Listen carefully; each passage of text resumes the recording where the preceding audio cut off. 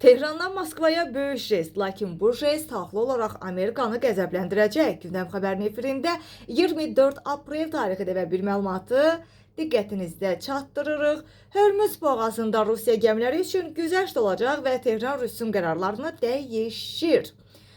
İran Hörmüz boğazından keçidə görə tutulan rüsumlar məsələsində Rusiya və bir sıra digər ölkələr üçün istisnalar tətbiq edib ki, bu barədə İranın Moskvadakı səfiri Kazım Cəlali məlumat verib.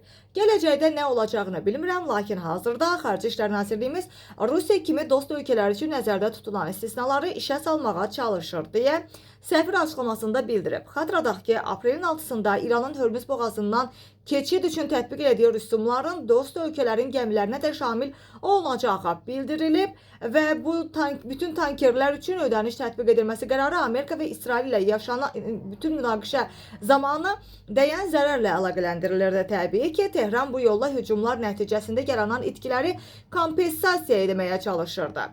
Və vəziyyətin gərginləşməsi fonunda aprel ayında Amerika prezidenti Donald Trump Hörmüz boğazının blokadaya alınması barədə göstəriş verib və İslam İnqilabı Keşikçilərinin Korpusu, yəni SEPA isə atəşkəs dövründə boğazı blokadadan çıxarıb. Həmin müddətdə gəmilərə qarşılıqlı hücum faktları qeydə alınıb və son məlumata görə Amerika hazırda İranın Hörmüz boğazı, Fars və Oman körfəzi ətrafındakı hərbi obyektlərə zərbə endirmək üçün plan hazırlayır. Məqsəd isə Tehranın su yollarını bağlamaq imkanlarına məhdudlaşdırmaqdan ibarətdir.